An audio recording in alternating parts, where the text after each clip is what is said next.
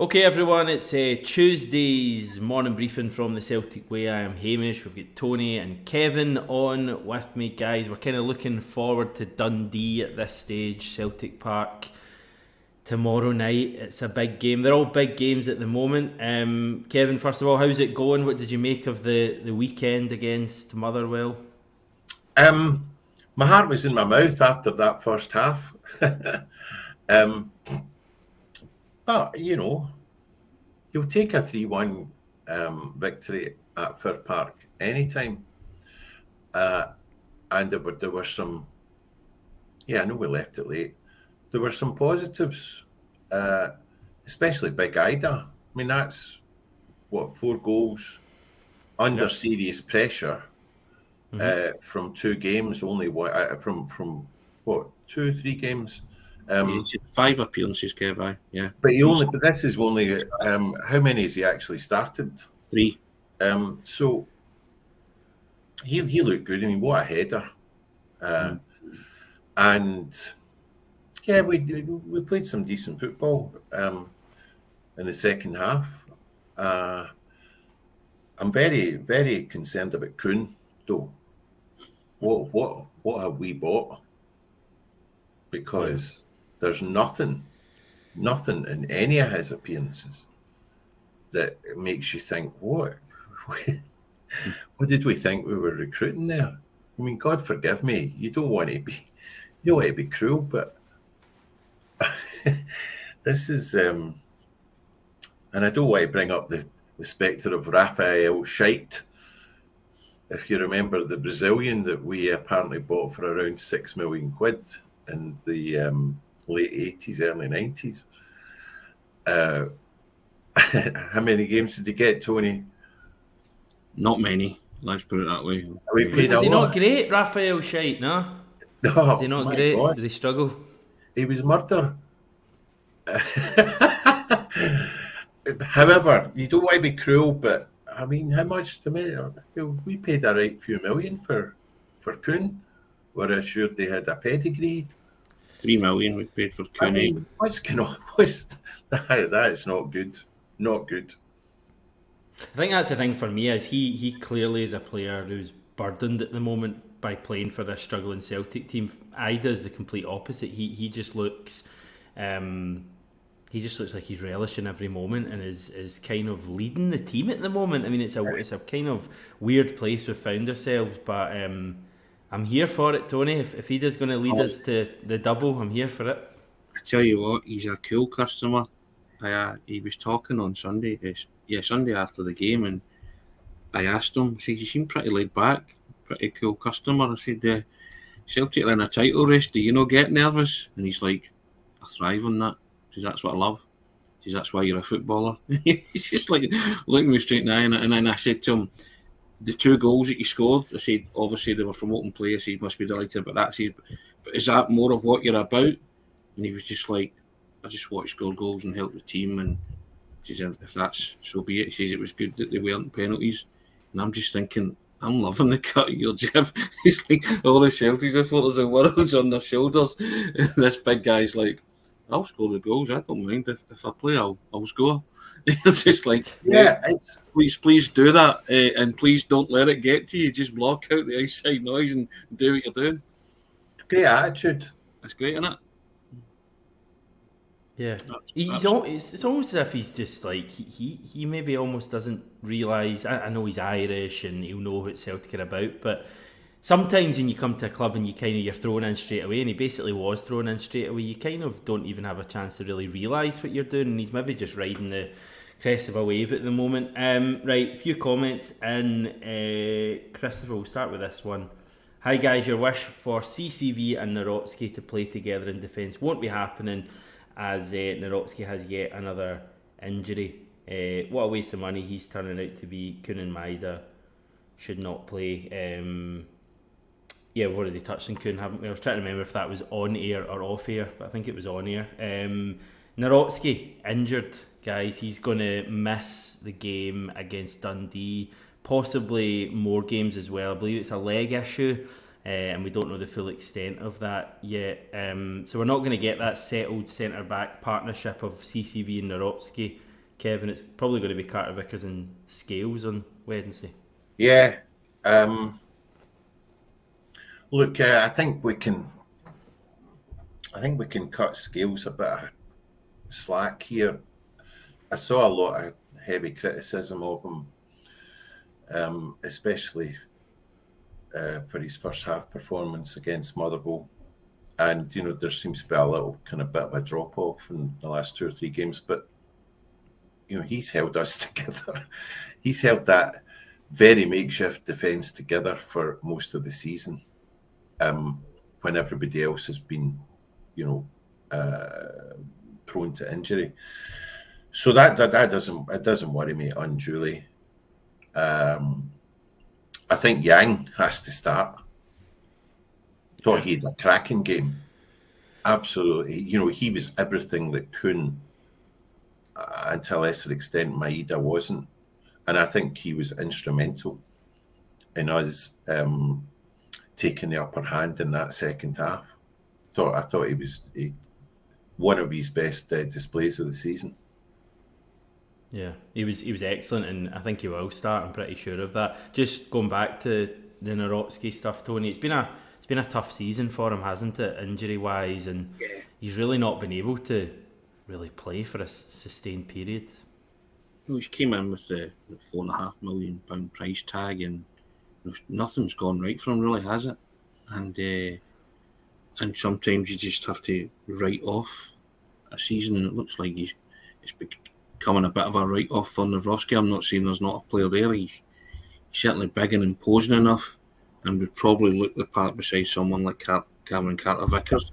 But you've just not got the chance to see that enough, and then he's picked up another injury, and it's desperate for him, and you feel for him, but at this minute in time, Celtic just need to concentrate on the job.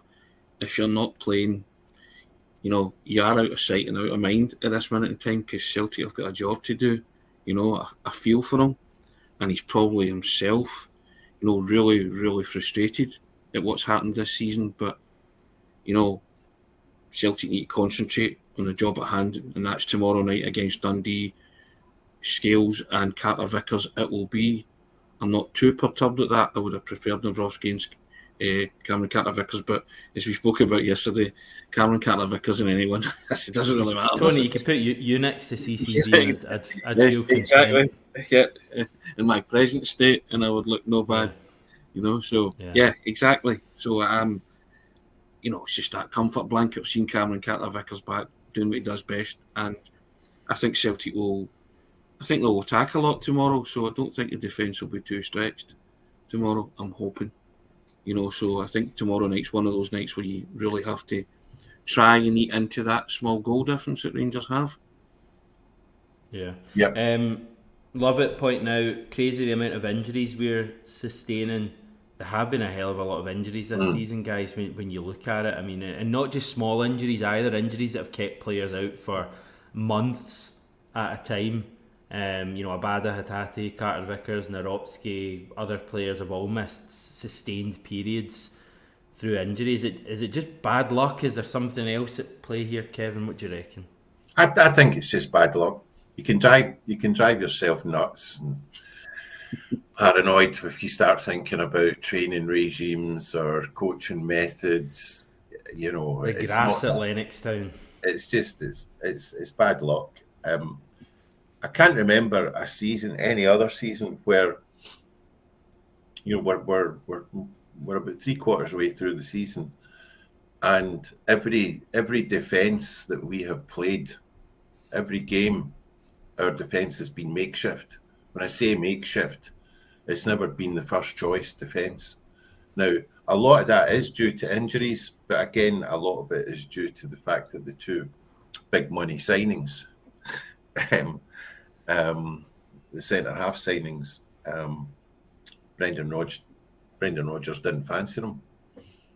Well, he clearly doesn't fancy one of them, and the other one, Nawrocki, there's a player there, but Rodgers didn't seem to think so for a while, or didn't think he was fit enough. So it's a mixture of bad luck with injuries at the back, and a mixture of yet again that crazy recruitment season. close season was possibly one of the worst in our history. How you could get it so wrong with so many players in such a short space of time, and nobody's taking responsibility for it. That's been one of the big issues this season, Yeah. you know, the fact we've not been able to name a kind of settled backline or even a settled team. Like, it's been tough. Yeah. When your 2 seasons that went previous, you just everybody You knew knew the team. That team picked itself, didn't it? Really? Yeah. Well, they had injuries to Kyogo and stuff and various players, but others came in, like Jackie Matthews came in at the time, you know, and that kind of stuff. So you knew the team, didn't you? Or you could hazard 9 it. players. Yeah, you could name at 9 players. At least, yeah, you know. So, but this season, I mean, it just seems to have been all season, doesn't it? Yeah. You know, and then, you know, Celtic went to Ibrox early in the season with the makeshift defence and, you know, Lagerbielke and Scales muddled through and got the win. But I don't remember any time after that having a settled team either. There was always somebody out. Hatate was out, or, you know, Abada get injured, then, you know, Maida get injured. You know, it's just in Kyogo's dropped in and out as well, you know. And, you know, as you say, you haven't had a chance to play Lagerbielke and Nawrocki. Cameron Carter-Vickers has been out since the start of the season, more or less. And it just seems to be, as you say, Hamish, you know, and you would drive yourself paranoid if you thought there was more about it. But I feel for the manager in that sense as well, because he probably doesn't. The manager at this moment in time probably doesn't know his strongest 11. He doesn't, and we're nearly in March. I mean, it's quite ridiculous, but it's also that we've had injuries to deal with. I don't know if you guys saw, there was a tweet going around. I don't think it's done big numbers, but someone had basically looked at the lineups we've named this season, and I think Sunday was our 36th competitive match of the season.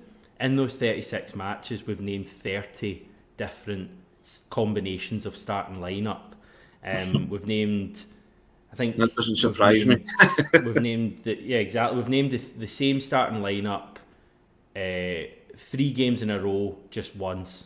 3 games in a row is the most we've got, and it was Kilmarnock at home, Hearts away, and Atletico Madrid at home. It was like in that maybe September, October period when we actually looked quite good. Yeah. And Rodgers just hasn't been able to name a settled lineup, and injuries have been a part, recruitment's been a part as well, because I think, being honest, he's looked at a number of players and realised, they're not going to be good enough. And I think you're right, Tony. I still don't think he knows his team, but it's important, I think, Kevin, before the end of the season, that we find some sort of a settled team. And I know it's difficult when there's still injuries happening, but I think we need to almost settle in a team for a few matches, rather than all this, oh, he's coming in, no, he's going out, he's coming in now. Yeah. And I think the Motherwell game, and I know there was the last minute equaliser we lost to Kilmarnock. But if you look at the spirit we showed in 2 difficult away grounds, Easter Road and Fir Park, when the team was makeshift, struggling for confidence, we're going to need that in these last 11 games or so. And the players, you're right, the players need to know they're going to be playing, because now's not the time for uncertainty. You can't have somebody at this stage of the season where it's win by hook or by crook, wondering, am I going to be in the team next week, even, you know, no matter how well I play. Like I would say, I'd be saying to Yang, I'd be taking Yang aside this week and say, listen, son, you're in the team. This is your position from now at the end of the season, right? You know, you're recent. You've not let us down. You did the business for us under great adversity on Sunday. You're playing on that right side. End of story. And it also lets the rest of the players know, you know, you're playing. He's got a decision to make over Ida and Kyogo. Has he? Well, like you, Tony, I'd like to see the two of them play up front. So would I. I'd love him to do that on Wednesday night, but he's not going to do it, is he? But he's not going to do it. Therefore, who's the striker? Because Kyogo's off form. Yeah. Ida has to start. Ida has to start. So to go back to your point, Hamish, if Ida's starting against Dundee and he does well, and you were saying, Hamish, rightly, now's not the time to be messing about with the team. We look for a settled team as much as we can.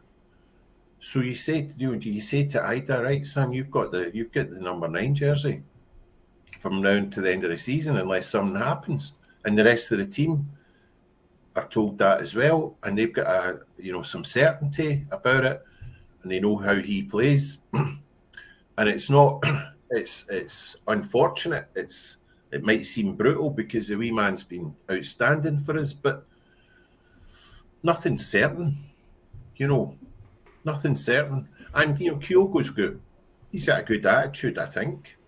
He'll be back. He'll still, if we did go with Ida as first choice, he'll still have a part to play.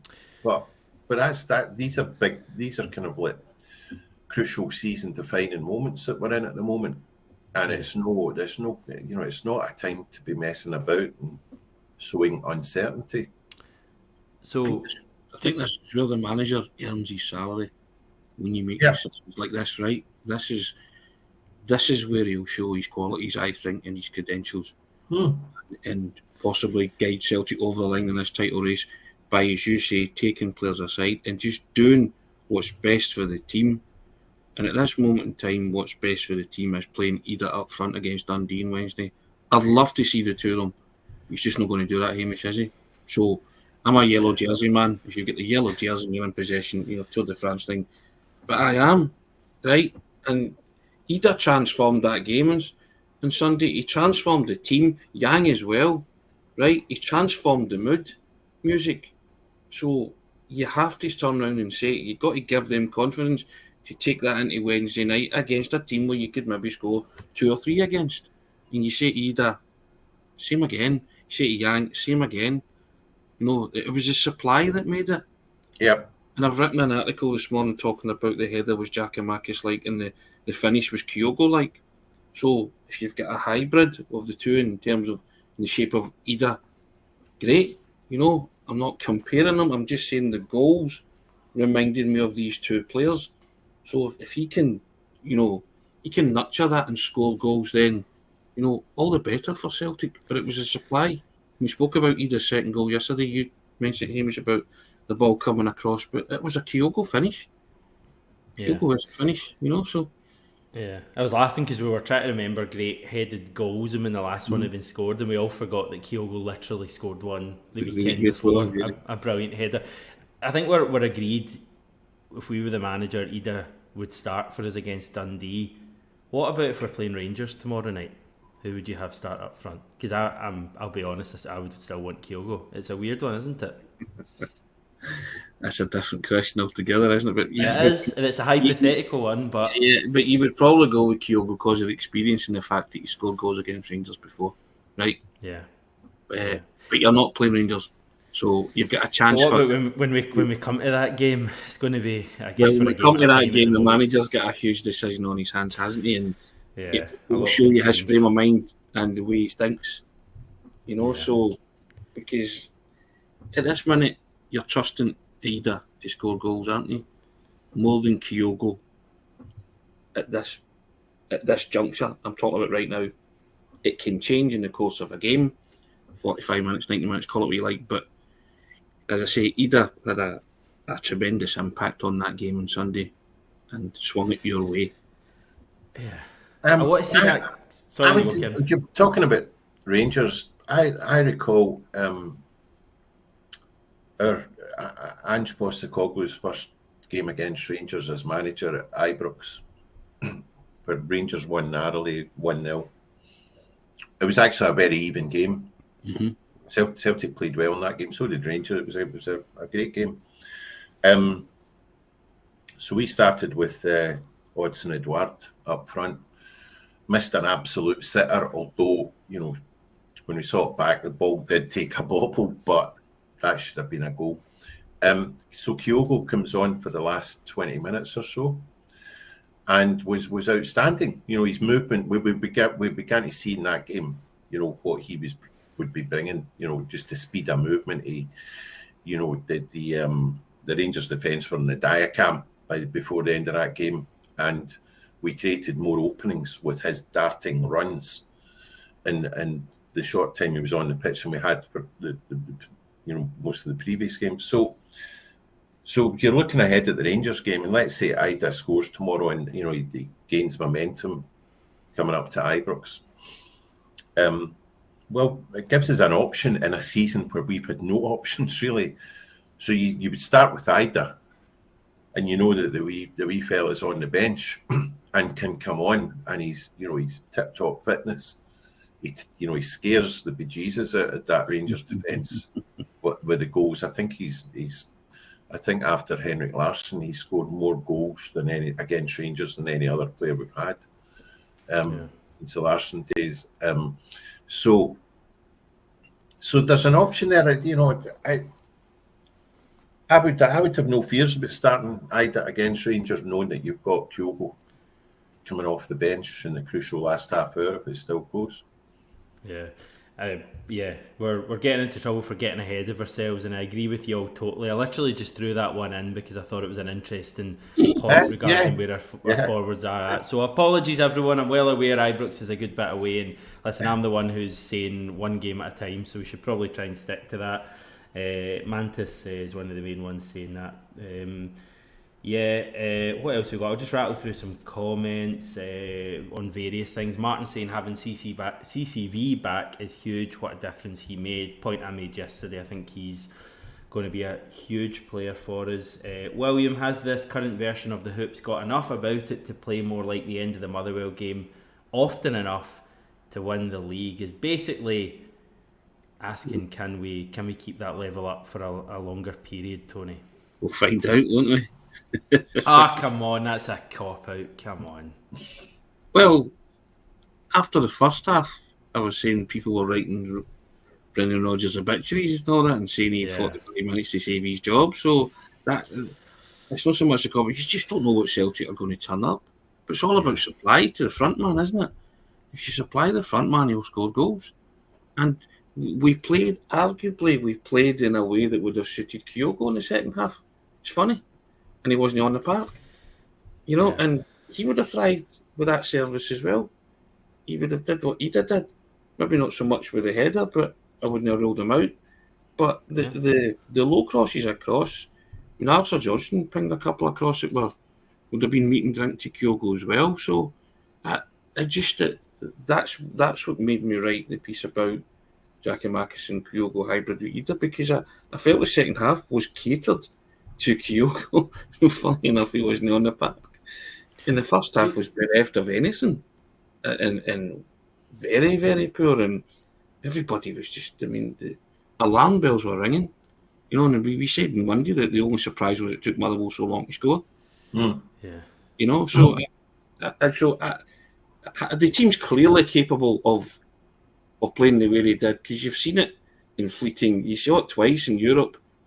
You saw it in the first half against Atletico. When they get it right, they get it right. They can do it, but they've just not produced it as often as we could this season.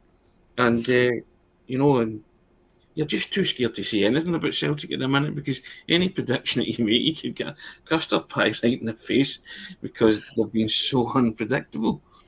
But it's there. It's dormant, isn't it? But whenever they bring it out, you think to yourself, where's this been?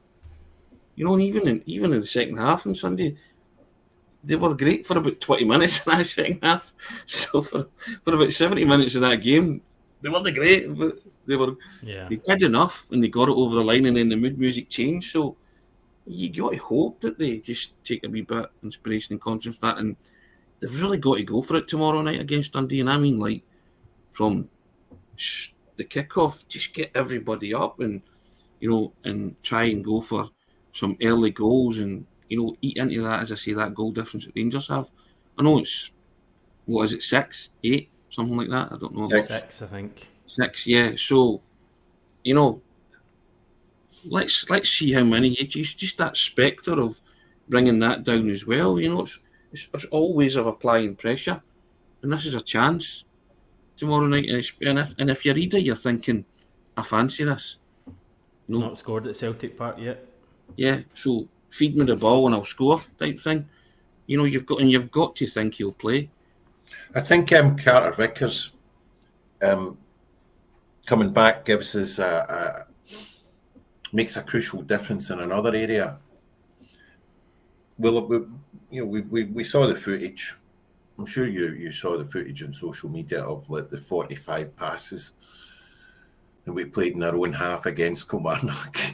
You could visibly see Kilmarnock going, "Oh, this mob don't know what they're doing. Let's just push up," and that affects the way McGregor and O'Reilly play. They're coming far deeper. They're not entirely trusting of the ability of the centre backs to find them, under pressure. Whereas with Carter Vickers, and we saw it at Fir Park, when he comes forward or when he receives the ball under pressure, he tries to look for a way not to pass it sideways or backwards. His natural tendency is to find someone in a forward position as quickly as is possible, and I think that potentially has. I think that can unlock O'Reilly and McGregor's key strengths: receiving the ball, moving it quickly. I mean, Callum's been getting a bit of criticism, but even in that first half when we were dire on Sunday, he played that sumptuous through ball to Kyogo. Yeah. And Kyogo was his trademark run, and the goalkeeper did very well. I think Carter Vickers playing and being more assured under pressure with the ball and looking always to play forward and pick out O'Reilly, pick out McGregor, bodes well for the rest of the season. I really do.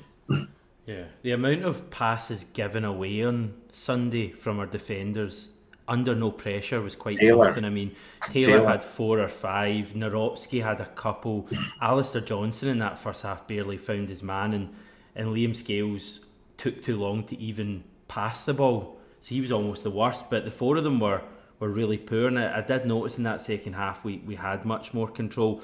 Part of that probably down to Carter Vickers, part of that for me, Iwata was more involved in the second half, and I'm excited to see I'm excited to see the team tomorrow night. I think there's players I'm intrigued to see if they can build on Sunday. Yang, Ida, Carter Vickers, Iwata. Can these guys who were big positives at the weekend improve? And O'Reilly and McGregor for me, Tony, are 2 big ones to watch tomorrow night. If we can get even one of those guys back to near their top level, it'll be like transformational for the team. You wonder about Rodgers' mindset as well. I mean, I like what Iwata brought on Sunday. Yep. Do you need a defensive midfielder against Dundee at home? When you're, I would want him there. Well, yeah, I would want him there too. I'm just playing devil's advocate on that one, but I would want him there. So if he plays, then you're looking at McGregor and O'Reilly, are you? Or yeah. No. Yeah. And so you're thinking, well, you're saying to them, right, you've got a licence to go forward and support the front men, and you're thinking it'll probably be Yang out wide, Ida through the middle, and do you play Palmer again? Do you Maida for me. Maida for you? Yeah. Kevin? Yeah. Yeah. Maida still? Yep. I know he's frustrating, but like, I just love the guy. He works so hard. Just interested in that one, so it's, because I mean, I don't imagine it will come down to goal difference, I've got to be honest, but you've got a chance tomorrow to narrow that as well. I just had a spectre. I'll keep this short.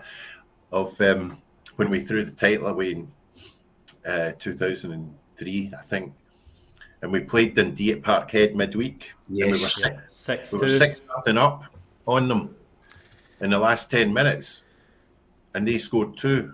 And it was those 2 goals that lost us the league. They conceded like right at the end of that game. I remember watching that with my dad. I think it would have been in BBC, and I remember thinking, we won 6-2, why are you so down? I think my dad was basically saying, like, we won't win the league now because of that. And I think the atmosphere at Celtic Park kind of said that as well. I mean, it doesn't often come down to goal difference, but it has a few times over the years, so you don't want to be in the wrong side of that. Just a few more comments. Pete pointing out Taylor, Johnson, Carter Vickers all playing stability. Important in that second half. Mantis, if we get through Dundee and Hearts with 6 points, the rest of the March is fairly quiet. Is this not the guy that was saying don't look too far ahead about 10 minutes ago? Come on, Mantis, come on. I like it. The rest of the March is fairly quiet, whereas the other lot have a hectic schedule in March. Injuries, fatigue could play a part. Here we go. David McGowran. I've decided we're going to win the league. I can feel it in my bones. Lee, surely tomorrow night has to be the night we perform, bring in a few goals and get a decent run going, isn't it? Hazel standing up for Kuhn, too early, give him time. Steve agrees with Kevin on Scales. Liam will benefit from Carter Vickers being back and has built up much goodwill in the bank. I think Rodgers would have played Scales anyway. I think potentially. I think it's a kind of 50-50 call. Love it, saying he doesn't think Rodgers knows his best team. Martin talking about the stability. And Patrick saying we'll know after Tynecastle at the weekend where we stand. I guess it's one game at a time, guys. What are we expecting tomorrow night, Kevin, from Celtic, and what do you want to see? I know we're talking in terms of, like, let's get a few goals to kind of bridge the goal difference, but see, at this stage, given, you know, how we've largely played over the last 11 games, I just want a win. Yeah, 100%. And I want a win where where I'm not covering my eyes in the last 10 minutes. Yeah. You know, because other you know, the so-called smaller clubs are coming to Parkhead now with a heightened sense of expectation than in previous seasons. They know that we're more vulnerable than we had been. That was key to Kilmarnock equalising. As that game went on, you know, Kilmarnock, who have a wily manager, knew that we were vulnerable. Other clubs have come to Parkhead, and while they obviously defend in numbers, you get the sense that they sense blood in the water. I'd just like to see us entering the last 10 minutes comfortably ahead, whether it's 2 or 3 goals. Great if it's 5 or 6. We haven't had one of them for a while. You know, to peg back that goal difference, but I just want to be entering that last 10 minutes without my heart in my mouth. Yeah, take a win's paramount, but bearing in mind Tony Dock was Derek McInnes's number 2 at Aberdeen for long and weary, so you bet your bottom dollar there'll have been conversations about how to go about. And Dundee are good. This is the best. You know, and Dundee have practices, yeah. So this is a good Dundee team. Yeah. So he has them playing well. They're well organised, well structured, and they will fancy their chances of getting something. I'm just saying it's a possible opportunity for Celtic. It is an opportunity. So if you look at the fixture, you think, okay, you know, go and attack them, play the way if they can play, replicate the good bits about Fir Park, then they've got every chance of scoring. But, you know, I think Dundee under Tony Dock this season have been excellent. And, you know, and a quick phone call to Derek McInnes to say, right, what did you do? You know, and you fancy doing it tomorrow night as well, Derek? Yeah, you would be mad not to, wouldn't you? You know, and the two of them are tight. They've still got a good relationship. So you turn and say, right, and then Derek McInnes would say, well, it was 1-0, but we sensed this at this point. We did this and that. You know, so I think his advice would be for Dundee to stay in it for as long as they can. Even if it's 1-0, you know. We've beaten them 3-0 twice this season, but they've both been 0-0 at half time. I think they've both been really tight. The Boxing Day one was a struggle the first half, wasn't it? And the one at Celtic Park as well was a real struggle in that first half, and then we eventually very similar matches, 0-0 at half time, 3-0 at full time. Guys, I will settle for that tomorrow. I agree with Kevin totally. I just want it to be a game that I can kind of enjoy watching Celtic and not be nervous going into the last 10 minutes, because every league game so far in 2024, 5 league games have all been so nervy. Like even the Ross County one, so nervy. So comprehensive. I think we're going to win 2-0 tomorrow night. I think it'll be an improved Celtic, and I think that'll get us all going. I won't ask you guys for your predictions. Strap yourself in. You're never going to be afraid. Right, that'll do us for today. As always, a big thank you to MPH Group and Navien for sponsoring this video. MPH Group, as you can see, plumbing, heating, kitchens and bathrooms. They've still got a Navien Boiler Promotion for you, so you can check that out. Right, thanks guys, appreciate it. Appreciate everyone for tuning in, if you still tune in these days, and commenting, etc. I do appreciate it, and I won't be back tomorrow, but the guys will have some sort of a video out, hopefully. Still be looking forward to the game at that stage, but with other stuff to